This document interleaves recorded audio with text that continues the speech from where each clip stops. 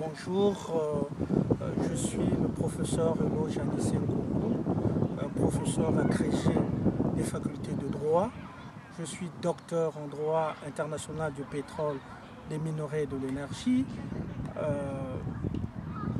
Durant cette interview, nous allons parler de l'unité nationale au Congo. Souvent, nous parlions souvent de notre expertise à l'étranger, mais jamais nous avons eu l'occasion de parler de la situation politique et économique de notre pays. Aujourd'hui, nous allons aborder deux questions. D'abord la question de l'unité nationale au Congo, et ensuite nous parlerons du risque de la modification de la Constitution afin de proroger le mandat du gouvernement actuel. Concernant la question de l'unité nationale au Congo, nous dirons que oui, l'unité nationale est entamée. L'unité nationale subit aujourd'hui une rude épreuve, l'épreuve de la division, l'épreuve de l'ethnocentrisme. Chaque ethnie veut prendre son ethnie comme étant la meilleure par rapport aux autres. Et il y a des divisions, donc il y a une fracture sociale aujourd'hui. Alors, pour nous, nous avons vécu déjà l'unité nationale. Je prendrai l'exemple du temps du président Gouabi,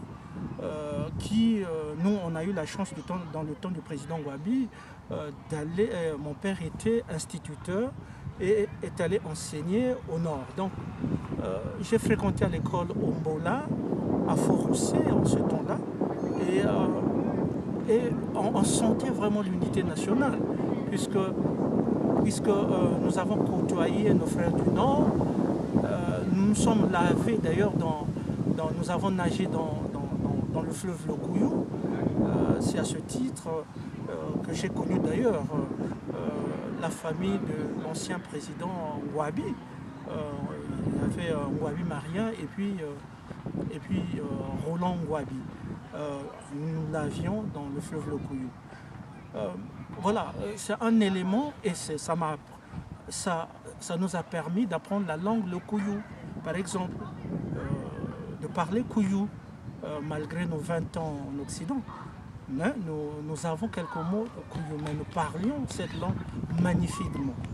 Donc, lorsque vous regardez au niveau du gouvernement, le président Gouabi avait appelé Maître Moudileno Massengo comme il avait justement confié des responsabilités de deuxième personnalité du pays. Voyez-vous, c'est un acte, moi je pense que c'est un acte d'unité nationale.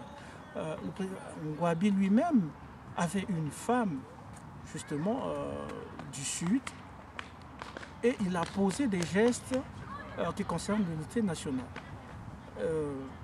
Mais aujourd'hui, l'unité nationale a connu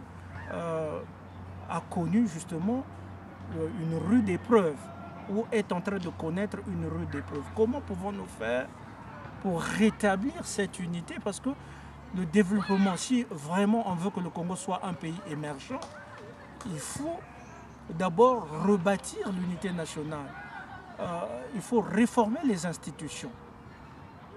À mon avis, il faut commencer par éliminer des inégalités sociales. Un clan ne peut pas prendre otage d'un pays et prendre toutes ses richesses, les utiliser sans que le peuple puisse demander des comptes. Alors, il y a forcément marginalisation des autres ethnies, voyez-vous. Donc, il faut rétablir la justice. Ça, c'est le premier élément. Deuxième élément, il faut rétablir la sécurité de telle sorte que, avec la construction de l'économie dans des zones bien déterminées, cette construction facilite la libre circulation des personnes sans regarder justement leur appartenance ethnique. Il faut justement que les Congolais circulent librement, du nord au sud, de l'est en ouest.